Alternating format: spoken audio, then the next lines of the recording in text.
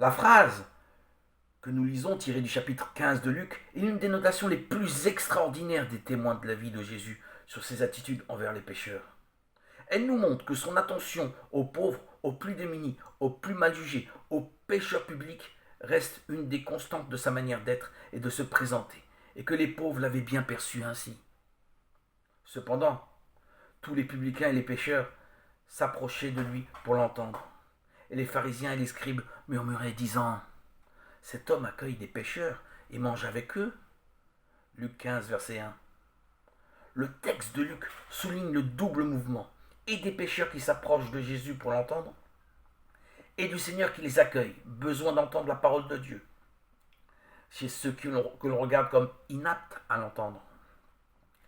Il est si commun d'enfermer les gens dans des groupes, dans des classes.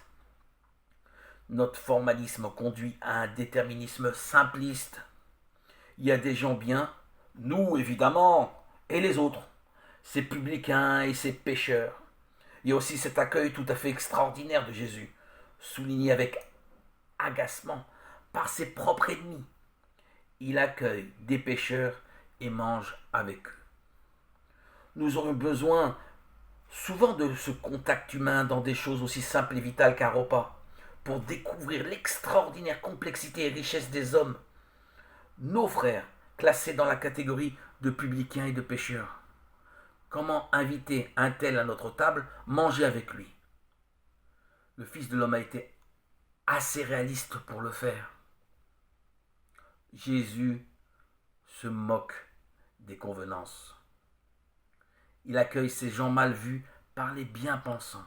C'est déjà beaucoup d'audace. Mais il va plus loin. Il établit une relation profonde et amicale avec eux en mangeant chez eux ou avec eux. Cela, nous l'osons rarement. Un aumônier de prison avait donné un évangile à un détenu d'âge mûr. Il se le reprochait, cet homme était-il capable de comprendre ce message de la bonne nouvelle? Quelques mois après, cet homme lui a dit: tu vois, les gens comme moi étaient au premier rang pour écouter ton prophète. Devant l'étonnement de l'aumônier, il lui a montré ces versets de Luc. Jésus rencontre les hommes qui sont loin de Dieu, non pas dans des discussions abstraites, mais dans des soupers. Et à ce moment-là, tous s'approchent de lui pour l'entendre, pris au charme de son accueil.